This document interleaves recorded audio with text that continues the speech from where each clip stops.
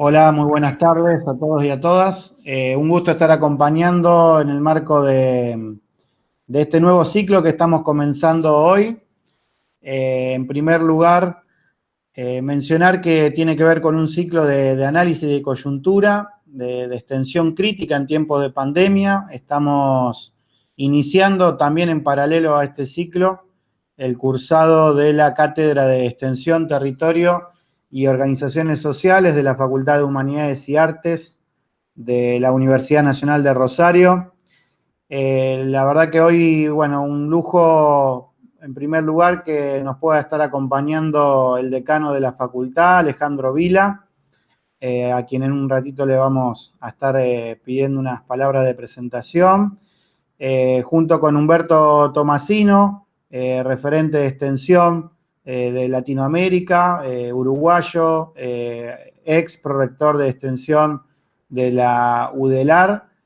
Vamos a estar coordinando todos los todos los miércoles a las 18:30 horas este ciclo. Tenemos ya cerrado los próximos encuentros hasta el 5 de agosto. Y en particular agradecer el acompañamiento y el poder estar hoy de Raúl Civechi en este primer espacio, en este primer encuentro que denominamos Coyuntura de los Movimientos Sociales en América Latina. Muy agradecidos por la generosidad y la disponibilidad desde un primer momento de Raúl. El próximo miércoles nos va a estar acompañando Bernardo Manzano con la coyuntura de movimientos socioterritoriales del campo latinoamericano. El 1 de julio nos van a estar acompañando Lorena González y Pablo Sarabia de la Universidad de Playa Ancha de Valparaíso, Chile, con la coyuntura política y territorial en el Chile post-revuelta. El 8 de julio, la coyuntura del Mocase, el movimiento campesino de Santiago del Estero, con distintos compañeros y compañeras del movimiento de la vía campesina del Mocase. El 15 de julio, el contexto de lucha de clases sociales en tiempo de pandemia y perspectiva post-pandemia en Brasil, con Vanessa Borges y Adalberto Martins del Movimiento de Trabajadores Sin Tierras. El 22 de julio, la coyuntura de las organizaciones de la agricultura familiar en el agro uruguayo, con Melina Rodríguez y Ramón Gutiérrez. El 27 de julio nos va a estar acompañando Alfonso Torres con la coyuntura de los movimientos sociales en Colombia. Y el 5 de agosto, la pandemia y sus resistencias vistas desde las organizaciones de las favelas, con distintos representantes de favelas manguiños y yacareciños, donde va a estar moderando un amigo también como es Breno Bringel. Para nosotros es sumamente importante, junto con Humberto, haber pensado este ciclo con toda la cátedra de Extensión, Territorio y Organizaciones Sociales, con el grupo de extensión crítica de Claxo y por supuesto con el acompañamiento de la Facultad de Humanidades y Artes y del área de territorio de la Universidad Nacional de Rosario. Sumamente importante repensar en estos tiempos la extensión crítica, sobre todo teniendo en cuenta los procesos y retomar muchos de los autores y esta mirada latinoamericana en cuanto a la reconstrucción, no solamente de un modelo de extensión, sino también lo que implica un modelo de universidad, de repensar la formación de nuestros estudiantes en las universidades y también de repensar el vínculo y el aporte que pueden hacer las universidades a las organizaciones populares subalternizadas en la idea de poder construir poder popular.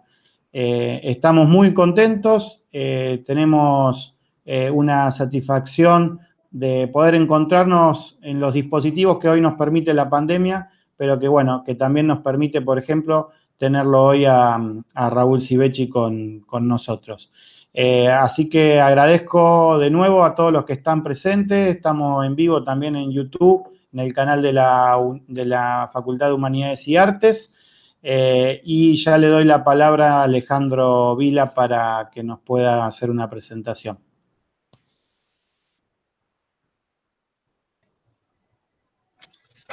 Buenas tardes a todos y a todas.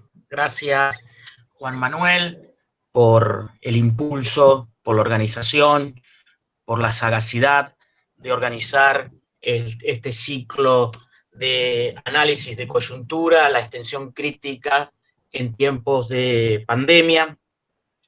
Me parece que en primer lugar quiero saludar a la cátedra de Extensión, Territorio y Organizaciones Sociales, Humberto, que es un amigo de la casa, un amigo entrañable, con quien siempre uno que lo escucha, lo moviliza y nos invita a reflexionar sobre nuestro presente, sobre el rol de las universidades, sobre los movimientos sociales y sobre cómo podemos construir un mundo más justo, más libre y más soberano. Y también a Raúl Civechi, porque es alguien que siempre nos interpela. Nos interpela con su pluma, con su ejemplo, con su militancia, con su capacidad de análisis y seguramente para todos quienes participamos de esta actividad, hoy es un día importante en nuestra formación como estudiantes, como docentes, pero también en nuestra formación política. Simplemente quería remarcar dos cosas. Una es la necesidad de repensarnos. La pandemia nos modifica y modifica los vínculos. Y repensarnos implica poner en crisis probablemente algunas certezas inmediatas y pensar un futuro probablemente mejor. Tenemos la obligación de pensar que a través de la acción colectiva, a través de la organización, podemos construir un mundo más justo. Y hay que hacer de esta situación compleja, difícil, inédita, una posibilidad. Y repensarnos eso, pensar la universidad, pensar el territorio, pensar los movimientos sociales en esta coyuntura, inédita y difícil, repito.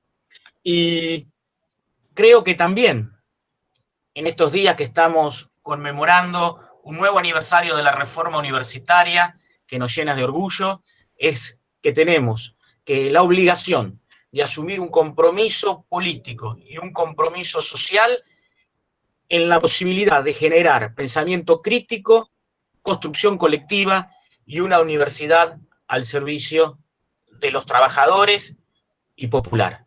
Por eso, desde la cátedra de extensión, de este tipo de actividades, como método, pero también como objetivo, planteamos la necesidad de un diálogo de saberes, la necesidad de encontrarnos en un camino común y pensar un futuro mejor.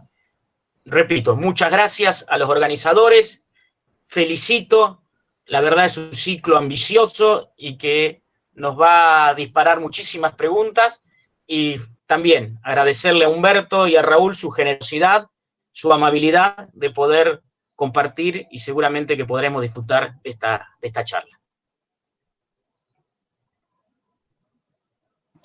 Muy bien, muchas gracias Alejandro. Ahí se está sumando más gente al Meet. Estamos, pedimos un poco de paciencia porque cuando tenemos más de 240 inscritos y cuando, se quieren ingresar todo de golpe, a veces rechaza el link, pero ahí veo que se están sumando cada vez más.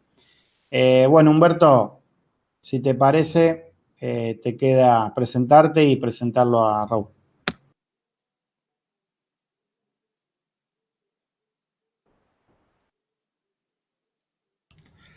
Sí, buenas noches a todas y todos. Placer de estar acá con ustedes, con Raúl. Y yo voy a ser muy breve, voy a presentar a Raúl porque me parece que lo interesante de esto es escuchar a Raúl, que ha sido un referente para nosotros desde hace bastante tiempo ya. Nosotros tuvimos el privilegio de haber trabajado con Raúl durante un tiempo, momentos de la revista Contrapunto. No hace tanto tiempo, pero hace mucho tiempo, momentos en los cuales Raúl siempre nos ayudó a pensar más profundamente, más críticamente. Raúl nos trajo, por ejemplo, a mí me trajo a conocimiento del movimiento zapatista. Entonces, esas son de las cosas que uno valora más, ¿no? Que Raúl nos puso en contacto con realidades que son bien importantes en América Latina y que muchos de nosotros no conocíamos mucho. Y después siempre nos ha guiado por caminos de repensarnos críticamente, y eso es una cuestión que le agradecemos mucho. Raúl es escritor, es un militante, es un periodista, ha trabajado en varios medios en América Latina, ha producido mucho y muy críticamente, y bueno, es un lujo realmente poder contar contigo, Raúl, en este espacio. La idea que habíamos pensado para tu presentación, para el arranque de tu conversa, es que nos pongas un poco al día sobre la coyuntura de los movimientos sociales en América Latina en el marco de esta pandemia, de esta crisis civilizatoria renovada del capitalismo. Bueno, ver que vos sos un tipo que conocés muchísimo los distintos movimientos sociales. Bueno, ¿qué es lo que, cómo han enfrentado a esta situación nueva, emergente? ¿Qué propuestas están haciendo? ¿Cómo están evaluando estas cuestiones? Eso nos parece clave para poder pensar una extensión crítica. De ahí es donde hacemos la propuesta del contacto con los movimientos sociales, poder pensar cómo trabajar juntos y poder repensar una sociedad a otra. Así que bueno, sin más, Raúl, gracias, y dale, tenés micrófono abierto. Adelante. Bueno, buenas tardes, buenas noches a todos y a todas. Agradezco a los organizadores, la Universidad de Rosario, a Alejandro Vila, a Juan Manuel y a Humberto, la invitación a estar en el comienzo de este ciclo. Como decía Alejandro recién, la pandemia nos modifica, pero no es algo mecánico que la pandemia vaya a modificar el mundo, como se ha escuchado en algún momento por ahí. Yo creo que la pandemia nos coloca en una situación extremadamente difícil, pero la luz que puede abrir puertas, que puede abrir nuevas situaciones, es la acción colectiva. Durante estos 3 meses hice un paneo, he hablado con muchas organizaciones y grupos en casi todos los países de Sudamérica, más México y El Salvador. Y bueno, y ahora voy a ir citando algunas cosas, algunas conclusiones a las que llegué. Primero decir que, primer punto, antes de la pandemia, en el último trimestre de 2019, hubo una fenomenal acción colectiva en nuestro continente, con un levantamiento en Ecuador, con una revuelta popular en Chile, con movilizaciones muy importantes en Colombia, en Haití, en Nicaragua, que marcan un periodo de clara disputa con el modelo neoliberal, de crítica a los estados y a los gobiernos neoliberales, y un periodo en el cual ya se venían adivinando algunas de las características de lo que vino después. Fíjense que si habrá sido profunda la rebeldía de estos últimos meses, antes de la pandemia, que el gobierno de Piñera llegó a tener tiene en torno a un 5% de popularidad en su país, de respaldo de la población. Que en Ecuador, durante el levantamiento, los miembros de la CONAIE y diferentes pueblos originarios y militantes urbanos detuvieron a más de 200 policías por represión, pero además los devolvieron en buenas condiciones a la Cruz Roja o directamente al Estado, ¿verdad? O sea, la irrupción fue de una potencia raras veces vista. En Ecuador desde el año 2000 no había un levantamiento de esta envergadura. En Chile, desde el periodo anterior al golpe de Estado, o como mucho de los paros nacionales del 81, 82 y 83, no se producía semejante nivel de movilización. Y en Colombia, con el fin de la guerra y esta nueva situación, las movilizaciones fueron realmente muy importantes. Hacía mucho tiempo que no había manifestaciones de esa trascendencia. Por otro lado, destacar que la fuerza de estas movilizaciones no está relacionada a una organización convocante. Sin duda, en Ecuador es la CONAIE, la Confederación de Nacionalidades Indígenas, la convocante, pero la movilización fue completamente desbordada por, sobre todo, los colectivos indígenas urbanos de migrantes andinos. O en Colombia, donde el paro inicial lo convoca las centrales sindicales, pero era un paro de 24 horas y luego durante 15 días, un mes, continúa un proceso en el cual la población se involucra directamente, desbordando una convocatoria previa.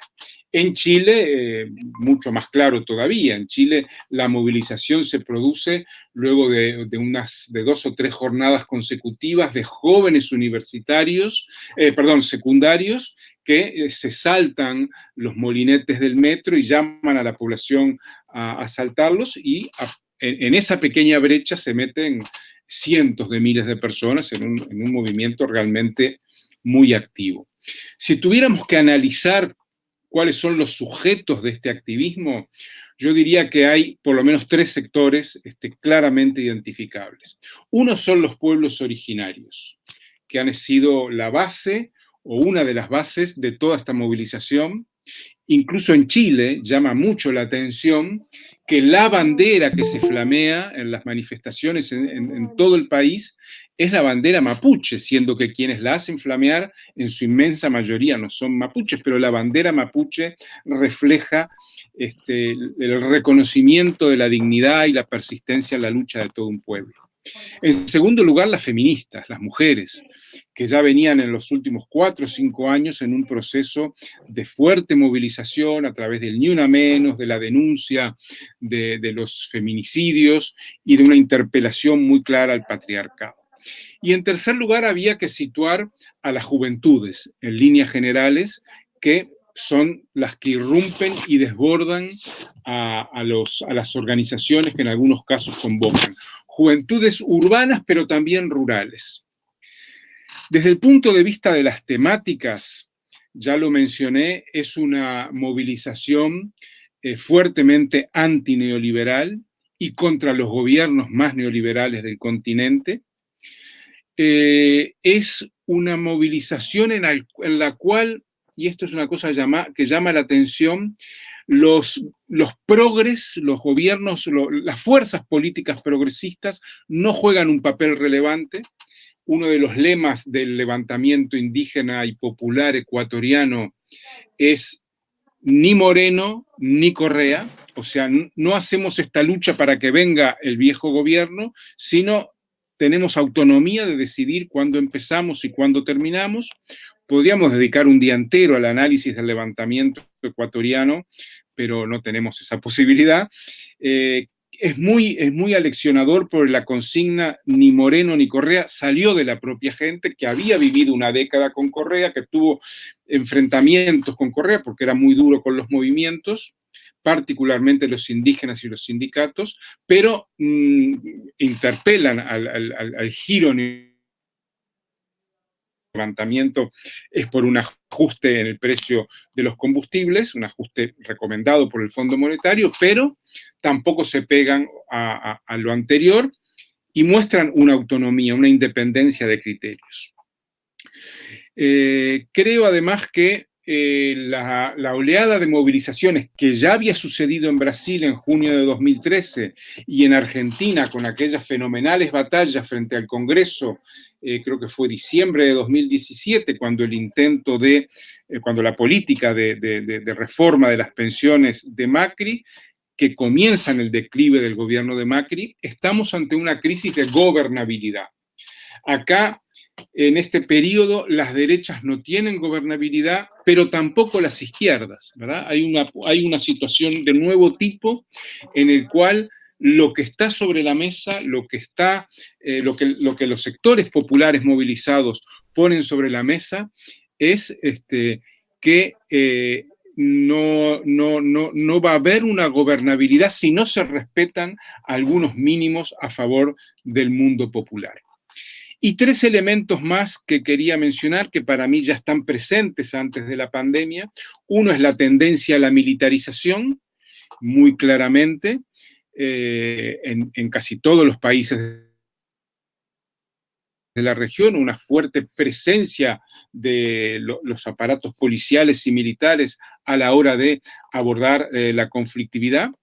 En segundo lugar, una clara tendencia autoritaria por parte de los gobiernos y de este cierre autoritario que implica la militarización, con desigualdad en diferentes países, no todo es mecánico ni igual.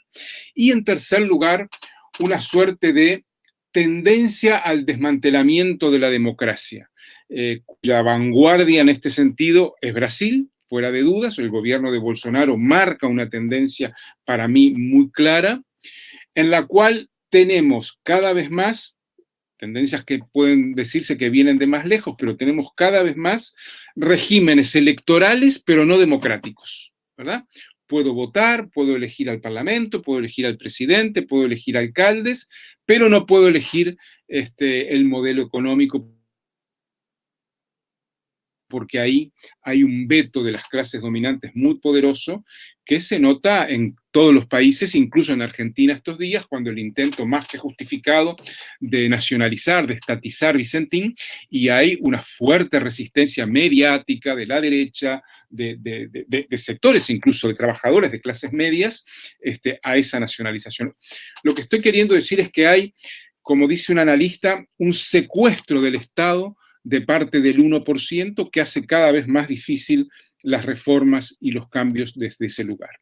Entonces, cuando aterriza la pandemia en América Latina, tenemos esa situación previa, una situación de levantamientos, de movilizaciones, de agitación popular en las calles, pero también una situación de contradictoria, ¿verdad?, de resolver la crisis o la deslegitimación del modelo y de los estados por el lado de policía, militares, autoritarismo, cierre autoritario de los gobiernos.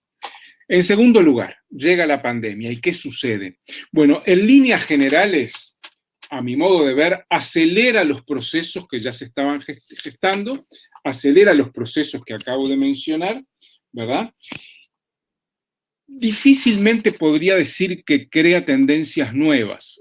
Hay algunas tendencias nuevas que las voy a destacar ahora, pero básicamente lo que hay es una aceleración de lo que ya había. Más militarismo, más autoritarismo, incluso donde hay gobiernos que no son de derecha, la forma de resolver la cuarentena es con la policía en la calle, el órgano que controla que la población cumpla la cuarentena es la policía, lo cual me parece un desastre. El uso del tapabocas, por ejemplo, que es una contravención, una falta, pues ahí está la policía apoyada por los vecinos, sobre todo las clases medias, en esa dirección. Lo que yo veo del lado de los movimientos sociales es un proceso de que ya no podemos manifestarnos. La manifestación clásica durante un buen tiempo está vedada, está imposibilitada. Entonces los movimientos se vuelcan hacia adentro. Se vuelcan hacia adentro en un proceso de crecimiento interior que me parece inédito y muy importante. Quien primero define esto, bueno, son los NASA y los zapatistas. Quiero hacer especial hincapié en el Consejo Regional Indígena del Cauca, sur de Colombia, en donde los pueblos NASA, Misa, Coconucos y otros pueblos agrupados en esta organización, y el DACIN, Asociación de Cabildos Indígenas del Norte del Cauca, toman la decisión de realizar una minga hacia adentro.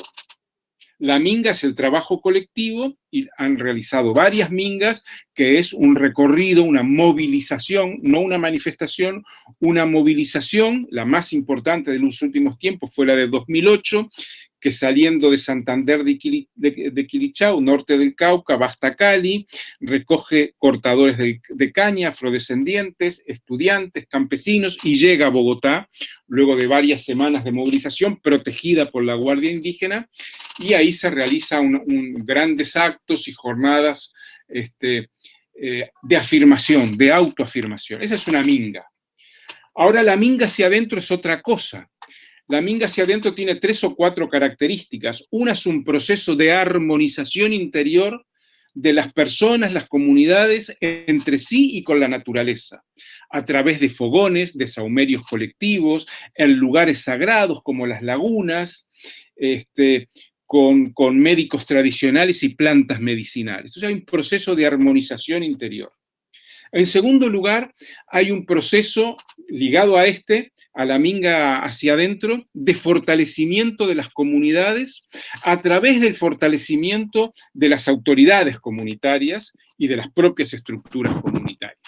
En tercer lugar, hay un proceso de profundización de los cultivos de alimentos y a la vez diversificación de alimentos. Es una consigna clara: más producción de alimentos y más diversidad de alimentos, porque evidentemente la diversidad nos hace más capaces de sostenernos.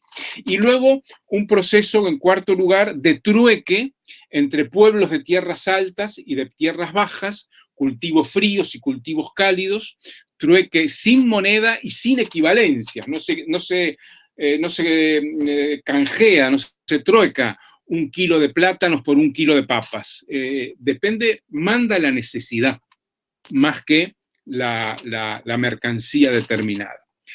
El pueblo Nasa es muy claro en este proceso de minga hacia adentro. Creo que es una maravilla lo que están haciendo, pero el cierre comunitario se ha dado en muchos lados. Se ha dado en Cherán, ciudad de Morelia de México, donde Purépecha, donde la comunidad, 25.000 habitantes, decide cerrar y que la guardia comunitaria controle la entrada y salida. Lo deciden en barrios de la Ciudad de México, en Iztapalapa, el Frente Popular Francisco Villa, lo deciden los zapatistas, lo deciden comunidades indígenas y afros y campesinas de todo el continente, en un intento doble, por filtrar quién entra y quién sale y protegernos colectivamente, pero además en un intento por afirmar el territorio. Este es un elemento que está muy claro en los movimientos hoy, y es la afirmación del territorio. En el caso de los Nasa que mencioné, porque el más conocido es el de los zapatistas, entonces yo hoy voy a hablar de los Nasa, movilizan 7.000 guardias indígenas en 70 puntos de control de los resguardos, que son muy grandes, porque no es tanta la población, pero son grandes los resguardos, para impedir y para afirmar el territorio.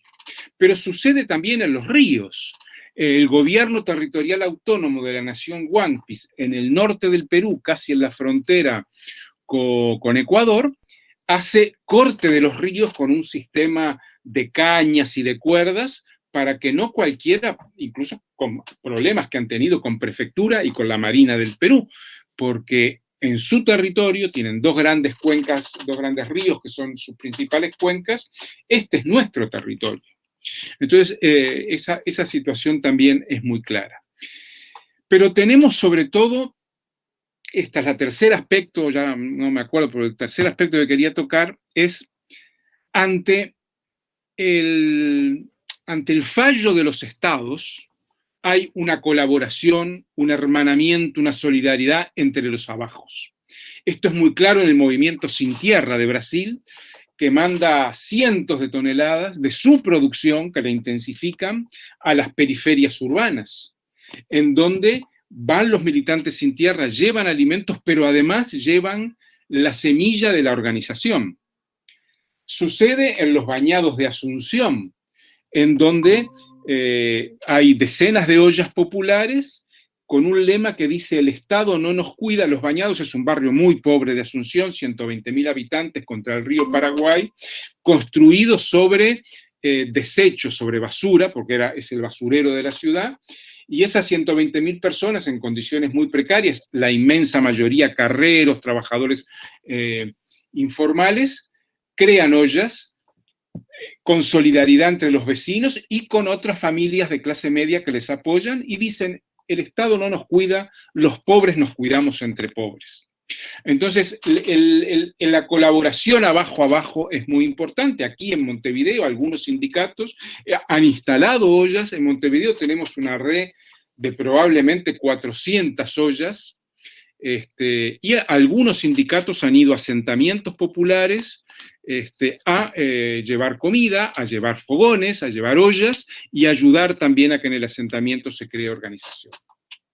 Y quisiera destacar dos experiencias más que son bien importantes. Una, la de las villas de Buenos Aires, hablando con los curas villeros, ellos toman la decisión de decir, quédate en casa no tiene sentido, decidimos quédate en el barrio, ¿verdad? Mover esa decisión del gobierno nacional, porque es imposible quedarse en casas hacinadas. O en Córdoba, donde las familias de los barrios, de los asentamientos, empiezan a cultivar sus fondos de casas y algunas huertas colectivas. O las redes de abastecimiento de Chile. La revuelta chilena dejó más de 200 asambleas territoriales en pie y han creado redes de abastecimiento en la cual van directamente a los productores, a los campesinos, a comprarles sin pasar por el mercado y sin pasar por intermediarios. Como ven, el tema de la alimentación, en esta lógica, profundizar la alimentación en nuestros territorios, solidaridad entre los de abajo, si el Estado manda algo, bienvenido sea, no lo vamos a rechazar, ni mucho menos, pero la solidaridad entre los trabajos es la palabra de orden, como dicen los brasileños, es la consigna, el lema, explicitado o no, de estos meses. El mercado popular de subsistencia en Montevideo, ya son más de 1.000 familias, se duplicó durante la crisis. La mitad de los alimentos, por lo menos, son 1.000 familias que ponen en común un dinero, compran alimentos sobre una lista, que son 30-40% más baratos que en los supermercados, y ya la mitad de los alimentos pertenecen a empresas recuperadas o directamente a productores familiares y campesinos, no pasan por los mercados, por los distribuidores del sistema. Entonces, estamos en un volumen de experiencias realmente notables. Hay familias enteras en nuestro continente que ya no compran en el supermercado, que ya compran o se abastecen en la solidaridad, y muchas personas que han tenido o tienen COVID o son personas mayores reciben la solidaridad masiva del barrio, de la organización popular, del vecindario, entregándoles los productos que necesiten en sus casas. Creo yo que estamos en un momento en el cual los valores de uso, la alimentación como valor de uso, se está imponiendo entre amplios sectores populares al alimento como valor de cambio, como mercancía. Y esta expansión de los valores de uso me parece que es una búsqueda interesante de los movimientos en este momento. Cuando el MST de Brasil dona toneladas de alimentos, cuando los NASA del Cauca truecan toneladas de alimentos con la ciudad, les mandan alimentos y reciben productos sanitarios, esos alimentos no son commodities, no son mercancías, son valores de uso que los de abajo socializan con los de abajo. Para terminar, quisiera mencionar dos elementos que para mí sí son nuevos. Yo parto, y creo que todos partimos, del concepto de soberanía alimentaria, en el cual los movimientos, cuando acuñan esta propuesta política de soberanía alimentaria, le exigen a los estados que tengan una política de soberanía alimentaria. O sea, soberanía alimentaria está vinculada a una exigencia al Estado. Pero en este periodo vemos fenómenos nuevos, como esto de los alimentos que estoy mencionando. ¿Le podemos llamar a esto así nomás soberanía alimentaria cuando el Estado no está presente y cuando es por la ausencia del Estado que los movimientos toman este camino? Bueno, yo provisoriamente propondría llamarle autonomía alimentaria de los de abajo. Y creo que hay un paralelismo. Allá en los 80, cuando el MST comienza a hacer una reforma agraria desde abajo, sin esperar a que el Estado defina una reforma agraria que nunca definió, ni con gobiernos de derecha ni con gobiernos de izquierda, empieza a tomar las tierras y hacer una reforma agraria desde abajo, marcando un rumbo, no solo a los campesinos y a los pobres de Brasil, sino de toda América Latina.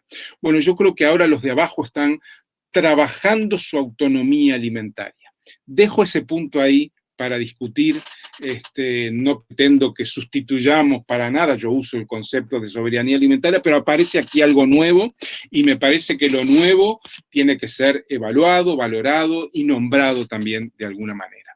Y finalmente, una segunda cuestión que veo novedosa es la potente irrupción de los de más abajo. Esto lo he visto muy claramente estas últimas 3 semanas en Brasil, cuando los jóvenes negros de las favelas salen a la calle, en un momento en que los movimientos tradicionales, la CUT, los sindicatos, el MST, no están saliendo a la calle. ¿Quiénes son los que salen? Son los jóvenes de las barras bravas, de las torcidas brasileñas, que ya tenían una organización común, que independientemente de que pertenezcan a 2 equipos diferentes, ya que hay gente de Rosario, digamos, Newell's y Rosario Central, ¿verdad? Fíjense, se juntan y salen a la calle a protestar contra Bolsonaro y a pedir la caída de Bolsonaro. Entonces, esta irrupción de los jóvenes negros, que en otros países se manifiesta en otras características, me parece que es un hecho importante que también merece ser registrado. Y merece ser registrado porque yo mencioné antes que las instituciones clásicas del progresismo y de las izquierdas entraron en crisis, no jugaron ningún papel positivo durante las revueltas. Incluso en Chile, un conocido dirigente del Frente Amplio, en plena revuelta, se permitió apoyar la propuesta de Piñera de convocar un referendo para sacarle fuerza a la calle. Y este personaje la apoya. Me parece que las izquierdas vienen en un periodo de dificultades, de perder pie, de no estar a tono con la nueva situación, y en este momento son precisamente los jóvenes, favelados, pobres, aquellos que sufren a la policía todos los días, ¿verdad? Que no somos los viejos de clase media, los académicos, los profesionales, son los hinchas del fútbol, los jóvenes de las barriadas, y esto también va de la mano con un nuevo protagonismo en todo el continente de las villas, de las organizaciones de más abajo, de los curas villeros. Me mencionaban en la villa donde está el padre de Charlie, ahí en la villa de Barracas, que las organizaciones populares han sido claves en el trabajo concreto en el barrio, porque ellas han permitido que las ayudas que envía el Estado lleguen a todas partes. Que el Estado puede tener muy buena voluntad, pero no conoce las villas, no conoce, ahí emergen las organizaciones de las villas ofreciendo una alternativa, ofreciendo una política, y yo creo que esta tendencia, que veremos si se consolida o no, que ya está presente en Estados Unidos con estas fenomenales movilizaciones antirracistas, es una característica también de este periodo. Creo que aquí están empezando a anudarse movimientos antipatriarcales, anticoloniales y antirracistas en una posible, y ojalá que se consolide en los próximos meses, tendencia a un reverdecimiento de las corrientes anticapitalistas. Bueno, eso es todo por ahora. Muchas gracias.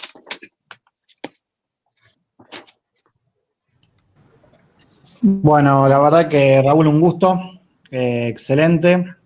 En lo particular, bueno, muy movilizante. Vamos a abrir el espacio ahora para las preguntas. hay una determinada cantidad de gente, hay más de 200 personas que en este momento están presentes a través del Meet, la mayoría están en el YouTube. Quería agradecer, me había olvidado al principio, a la Secretaría de Comunicación, a Pablo, a Marianela, a Valentina, y a la Secretaría de Extensión también de la Facultad, porque, bueno, también es el primer encuentro y estamos, bueno, coordinando, pero la verdad que viene saliendo muy bien. Algunos han tenido algún pequeño problema para acceder al Meet, pero se han podido sumar al YouTube, así que te han podido seguir desde ahí, Raúl. Así que bueno, muy, muy contentos por eso. Humberto, si te parece, arrancamos con las preguntas. Sí, ¿se escucha? Sí. Sí, tengo algunas preguntas que aparecen en YouTube, que te las paso para que, capaz que te paso 2 o 3. Hay una específica de Colombia que la hace Michael López. Dice, para el profesor Raúl, ¿de qué manera la extensión crítica puede mediar entre diferencias que se puedan presentar entre los MISAC y los NASA? Capaz que tenés que aclarar un poco eso de los dos tipos de pueblos originarios. Esa es una. Te paso otra para que la registres, Raúl. Después, Javier de Mateo, compañero de Luján, dice... ¿Cómo ve el caso de Argentina, donde se ingresa a la pandemia con numerosos movimientos populares en el frente que gobierna?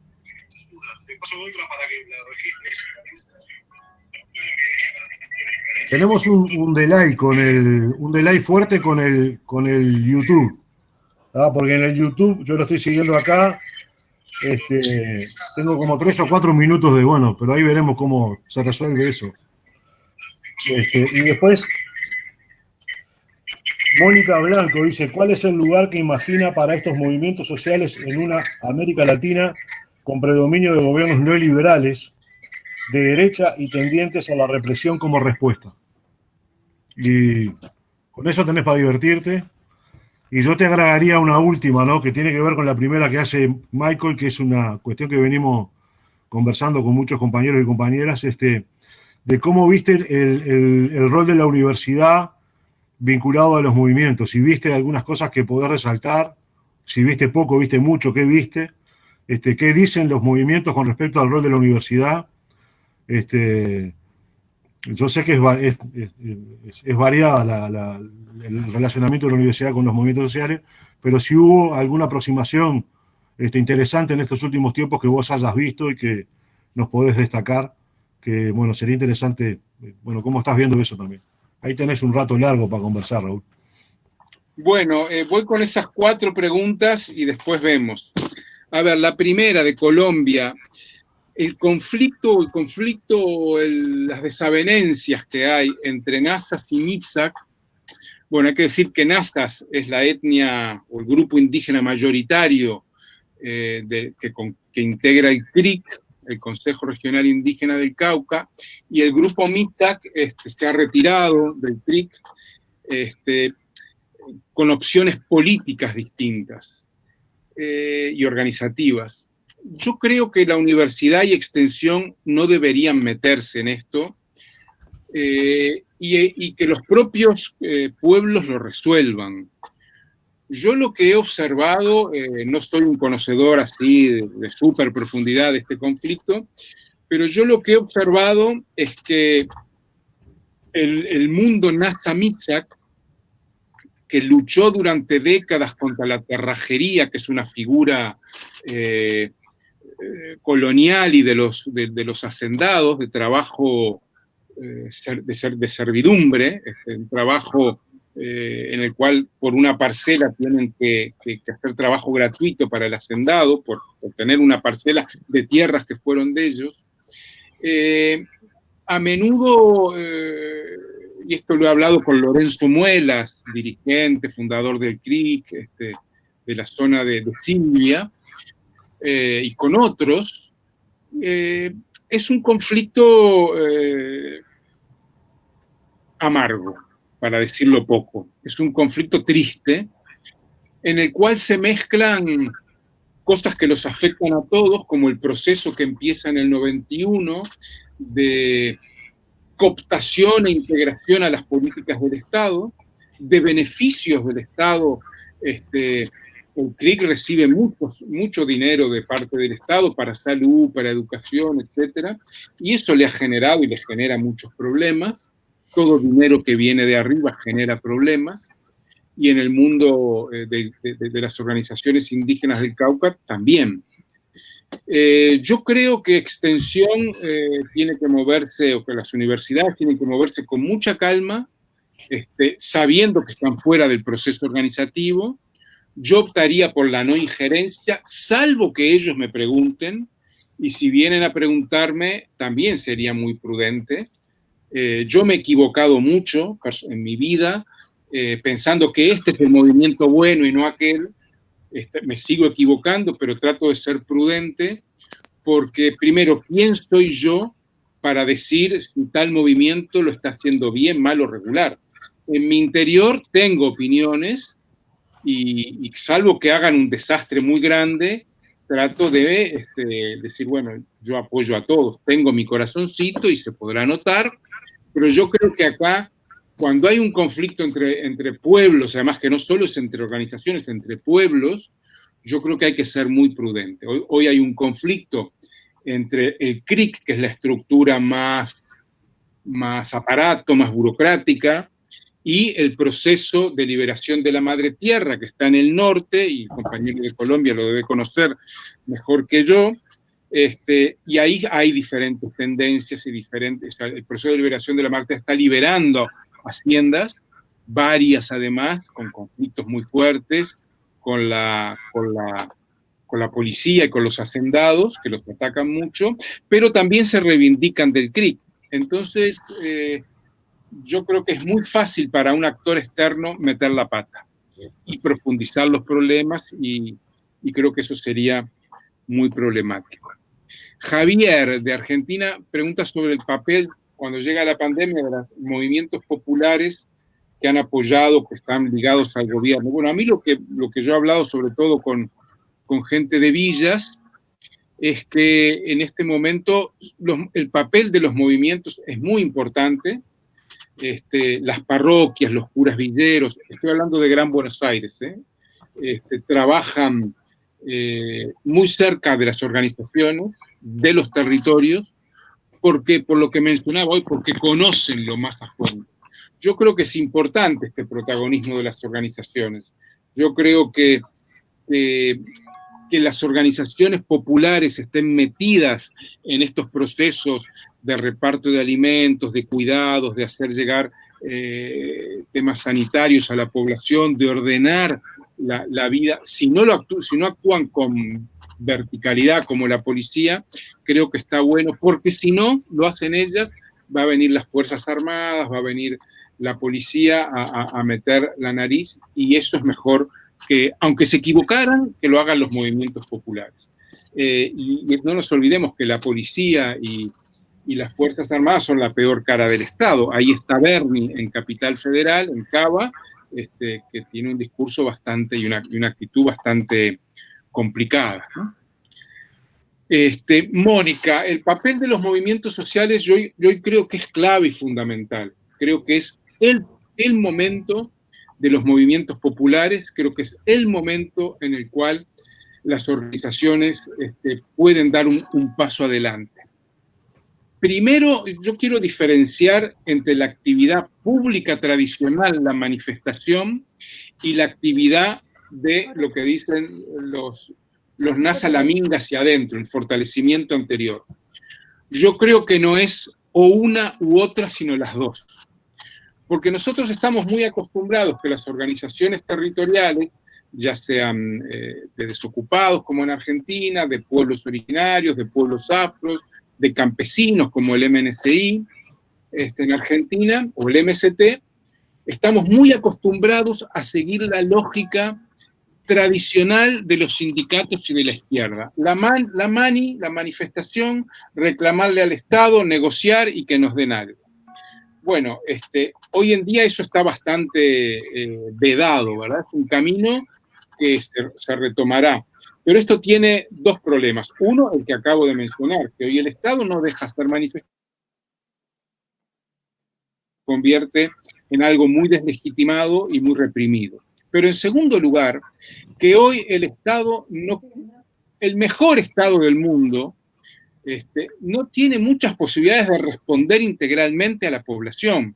Porque yo voy a poner un planteo. Si viene el Estado y te reparte canastas de alimentos, pero ¿qué es lo más adecuado desde el punto de vista de la organización popular, de la autonomía? Montar una olla en el cual decenas de vecinos se organicen para cocinar colectivamente. Que te bajen de un camión una cantidad de canastas y vos hagas fila para recogerlos, es las políticas sociales caritativas en momentos de pandemia. Yo digo, si no hay más remedio, hay que comer.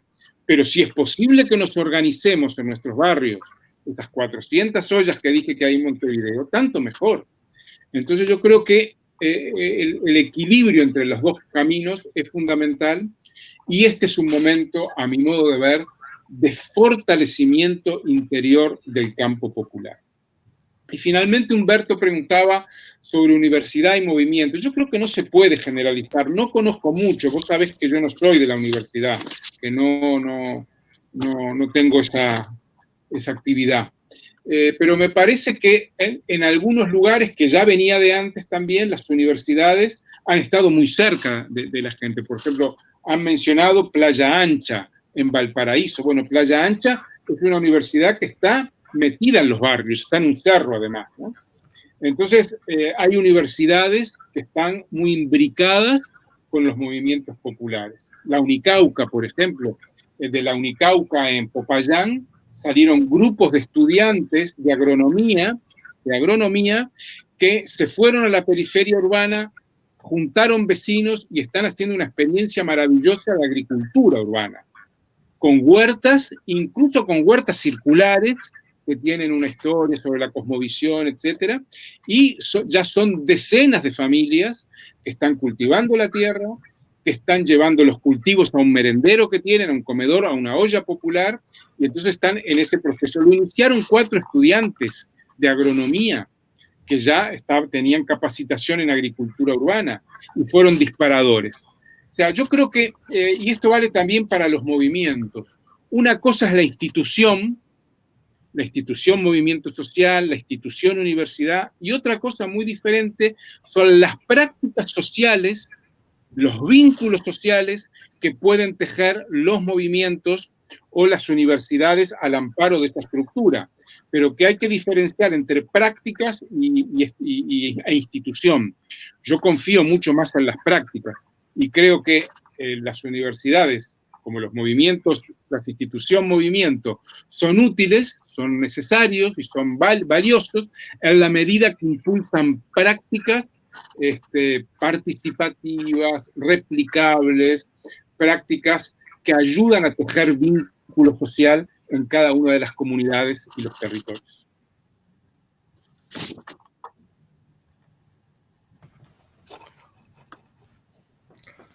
Bien, Raúl, te traslado algunas preguntas más y capaz que, no sé, Juan, si vos tenés algo por ahí. Si no, yo tengo algunas preguntas que aparecen en YouTube. No, sí, yo también estaba viendo las preguntas de YouTube, agregar una que aparecía también en Meet, cuando vos hablabas de la crisis de gobernabilidad. Raúl, ¿cómo crees que en ese sentido pueden jugar, digamos, los movimientos sociales de Latinoamérica en esto que vos decías, digamos, justamente de que no hay una idea fuerte en cuanto a la derecha y en cuanto a la izquierda tampoco, ¿no? De reclamo de los movimientos populares. Y te agrego otra que hace la FM La Hormiga, de los queridos amigos allá. Dice, ha venido predominando el discurso único a través de los medios del sistema. Parece ahora abrirse nuevos espacios para la comunicación comunitaria. ¿Qué pensás al respecto?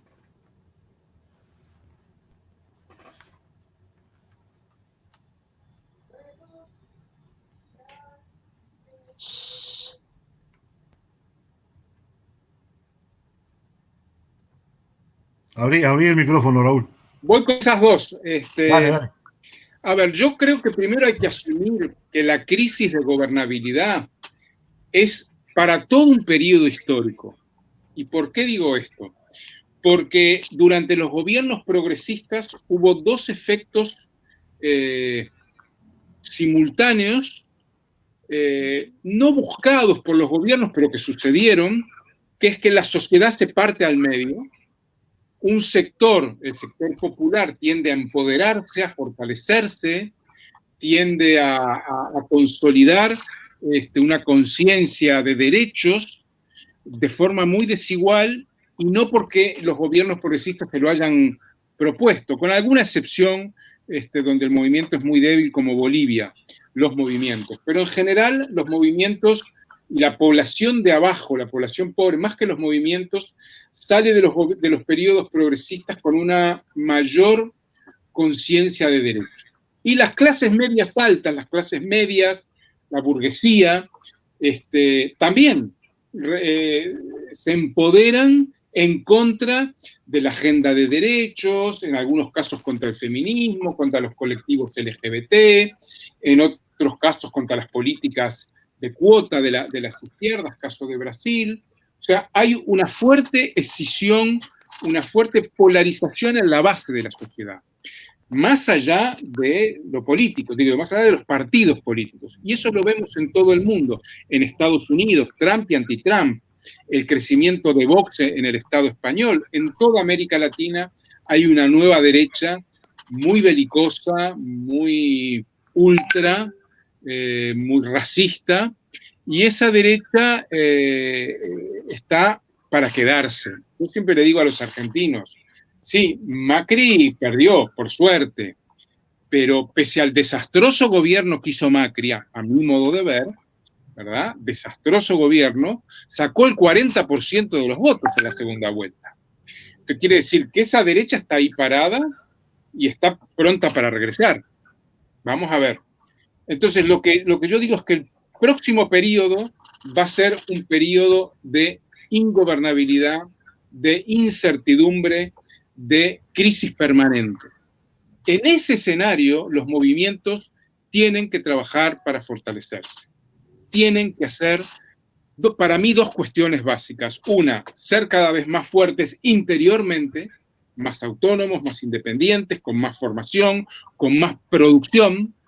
Y segundo, no dejarse cooptar. Por ejemplo, si la UTT asume el mercado central, caso de Buenos Aires, la dirección del mercado central, bueno, muy bien que la asuma, pero que eso redunde en el fortalecimiento de la UTT, no en su debilitamiento. Entonces, eso depende de la UTT, no depende del gobierno. Muchos gobiernos te proponen asumir cargos o asumir... Entonces, el movimiento tiene que decidir ahí. Voy a asumir este cargo. ¿Cuánta fuerza le pongo? ¿Cuántos cuadros movilizo? ¿Cuántos militantes? ¿Qué energía pongo en ese cargo que me dieron? Para no debilitarse, ¿verdad? Porque yo creo que una vez que el movimiento se debilita o se fragmenta o pierde pie, es muy difícil volver a reconectarse o volver a lo que se perdió. Y respecto a la comunicación de la hormiga, mirá, yo lo que he visto es que en algunos casos la comunicación es clave. Cuando te mencionaba el caso de los NASA, en el proceso de armonización y de recuperación de tierras y de fortalecimiento interior, las radios en lengua son fundamental y todo el mundo los dice. En la coordinación de los trabajos, las radios juegan un papel fundamental. En Nauta, donde empieza el río Amazonas, un lugar muy chico, donde hay una fuerte comunidad indígena, la radio en lengua indígena juega un papel fundamental en el trabajo de los colectivos, de las comunidades indígenas de la zona, y así en cada lugar. Yo creo que allí donde existen radios comunitarias, están jugando, o otros medios de comunicación, no radios, pueden jugar y están jugando ya en algunos lugares un papel fundamental. La radio es un instrumento bárbaro, buenísimo, porque la gente la escucha, la puede escuchar en el bar, en el boliche, en la casa. Yo creo que es mucho más sociabilizable en este momento que la internet o otras o la prensa, los medios escritos a través de Internet. O sea, yo creo que es fundamental este tipo de comunicación radial. Bien. Capaz que hacemos un par de preguntas más y vamos cerrando. ¿Te parece, Raúl, Juan? Como ustedes quieran, sí, está bien, 2 o 3 preguntas más. Tengo una que manda un compañero brasileño que se llama Fabio Giori. Sí. La hace, yo intento traducir lo mejor que puedo. Dice, en la opinión de ustedes, tuya, ¿no? ¿Es posible establecer una pauta positiva en defensa de los derechos de los trabajadores y de los más pobres durante la pandemia? ¿Cuál será el escenario político del próximo periodo post-pandemia? Esa sería una pregunta bastante interesante. Hay que ver cómo la abordás ahí, Raúl. Y la otra que tiene que ver con una cuestión que plantea una compañera que dice cuál sería algo así como cuál sería la diferencia entre movimientos sociales y movimientos populares. Y yo la complementaría. Yo te sentí hablar a vos de mucho más que de movimientos sociales, de sociedades en movimiento. Te lo sentí en un conversatorio que hiciste, me pareció muy interesante esa forma de pensar algunos movimientos como sociedades en movimiento, y capaz que está bueno que nos puedas traer esa idea que es bastante interesante para pensar. Dale, Raúl. Bueno, a ver, yo creo que si hablamos en términos de derechos, por lo menos durante la pandemia, los derechos de los trabajadores, los derechos de los más pobres no se están cumpliendo ni se van a cumplir. ¿Por qué? Porque el Estado está abocado a otras cosas. El Estado está abocado a pilotar la pandemia. Y además están aprovechando todos a avanzar en sus propuestas. Yo creo que las pandemias, y con esto no quiero disculpar a ningún gobierno, son un desafío enorme para los gobiernos. Son un desafío fenomenal. Porque así como lo son para nosotros, para los gobiernos, para los estados, para la clase dominante, también es un desafío. Hay quien sostiene, en base a estudios de otras pestes, de otras plagas, de otras pandemias, como la peste negra, que pandemias de este tipo debilitan a las clases dominantes. Yo no sé, pero esos análisis están ahí, yo he trabajado con alguno de ellos. Yo creo que no puede haber nada mecánico a priori. Estoy seguro que las clases dominantes están intentando con esta pandemia, por ejemplo, el teletrabajo, ¿verdad? Que es más barato para las empresas, que hoy en día los docentes y las docentes maestros mucho más que antes y están hasta la gorra de trabajo, ¿verdad? Más estresados, con menos capacidad de interactuar, de hacer cumplir 8 horas de trabajo, o sea, su horario normal. Entonces yo creo que si inscribimos esto en términos de derechos, estamos mal, porque el cumplimiento de los derechos no depende de nosotros. Hay un historiador chileno por el cual yo tengo bastante aprecio, pese a algunas cosas, Gabriel Salazar, que dice, tener derechos y no tener poder es estar desnudo, es no tener nada. La clase dominante a los trabajadores durante un siglo les dio derechos, derechos, derechos, y les retaseó o vació sus espacios de poder. La taberna, el barrio, la propia fábrica eran espacios de poder de los trabajadores.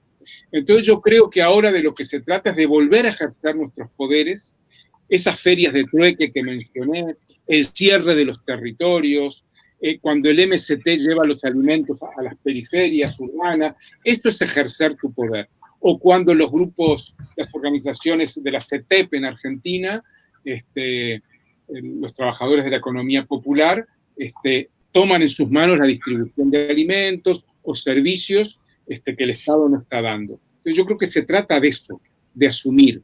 Si dejamos que otros se hagan cargo, creo que el mundo post va a ser peor. Yo no sé cómo va a ser el escenario post. Creo que es un escenario abierto.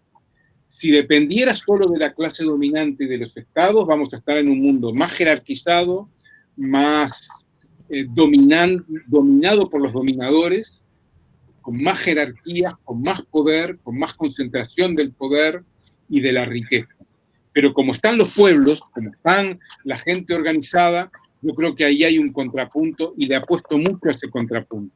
A mí me gusta decir, los pueblos en movimiento, y ahora voy a explicar qué es esto, son la luz al final del túnel. La pandemia es un túnel muy oscuro. Bueno, la luz al final son las organizaciones populares, los pueblos.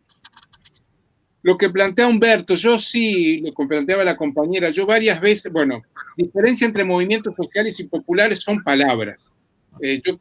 Yo siempre hablaba de movimientos sociales, en cierto momento, mirando a los pueblos originarios y al movimiento piquetero en Argentina, fines de los 90 y otros, digo, bueno, acá hay territorio, y donde hay territorio hay relaciones sociales heterogéneas respecto a las hegemónicas.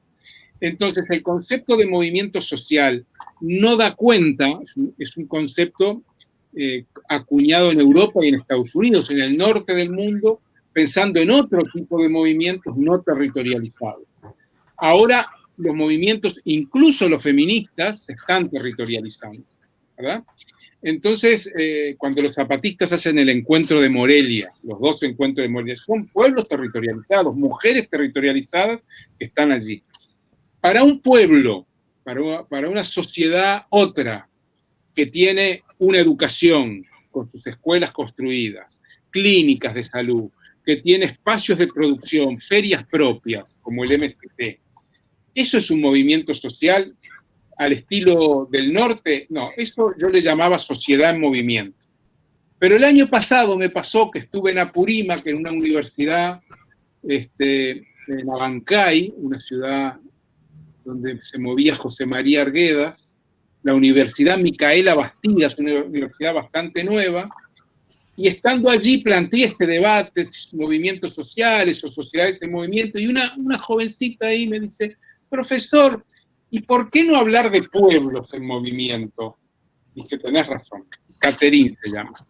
Y siempre que digo este concepto de pueblos en movimiento, y prefiero hablar de pueblos en movimiento. Los NASA, las favelas, los zapatistas, el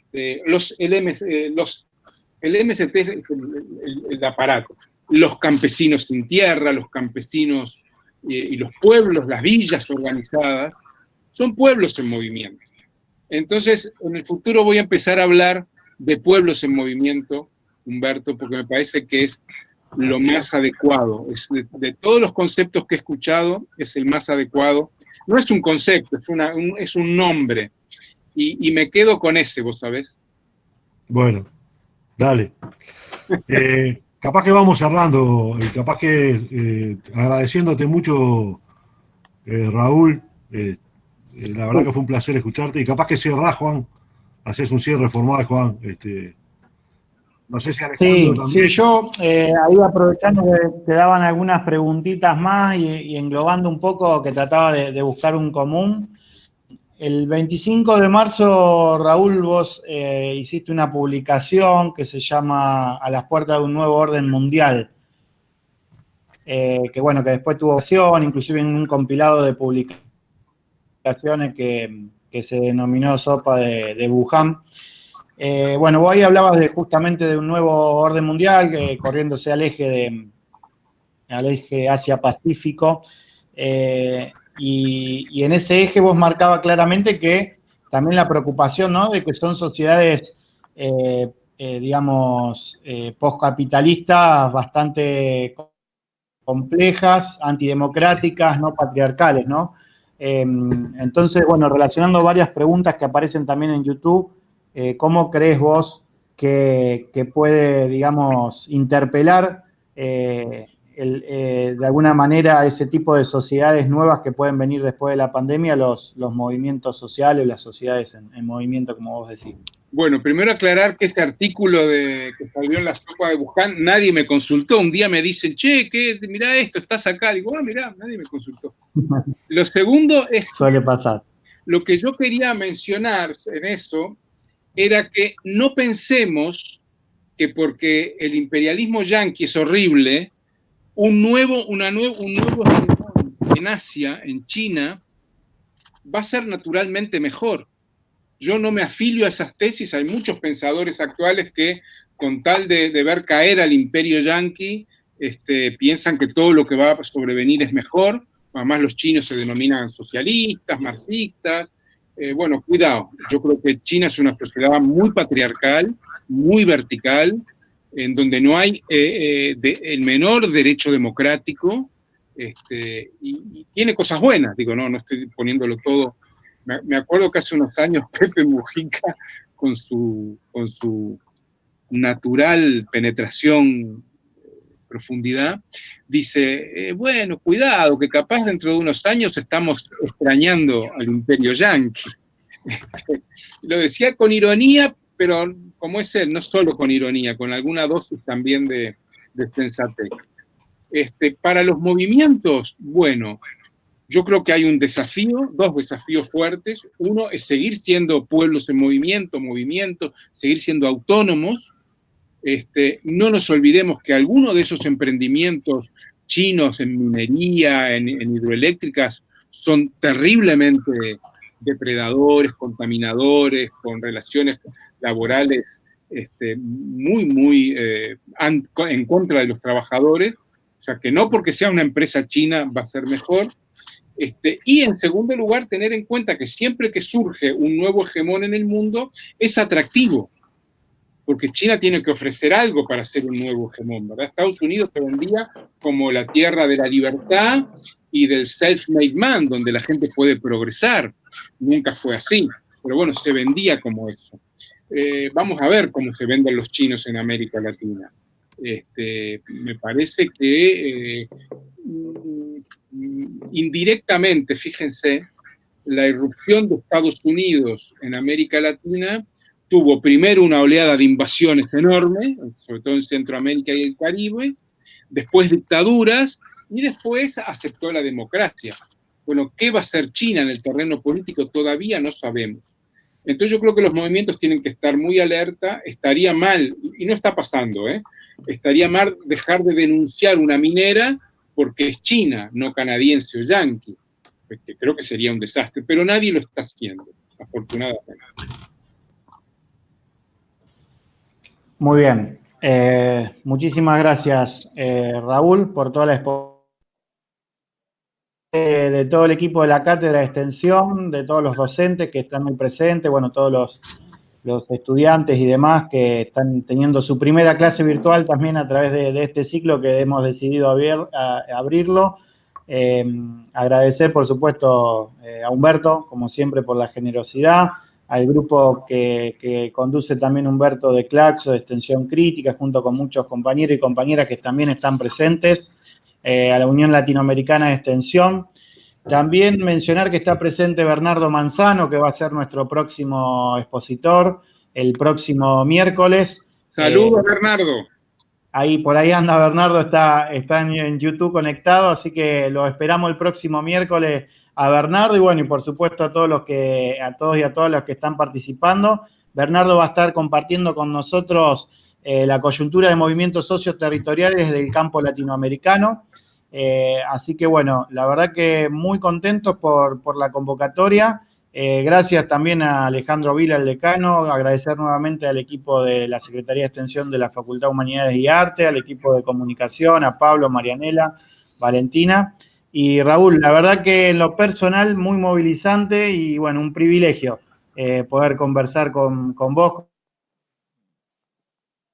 compartir este momento. La verdad que nos llena de ganas de seguir generando sociedad y movimiento, que creo que es lo más interesante, ¿no? Cuando terminan estos pequeños encuentros virtuales. Así que muchas gracias. Bueno, gracias a ustedes y lo que más deseo es volver a abrazar y a ver a la gente directamente en los barrios, en los pueblos, en la calle. Y gritar un gol del bolso.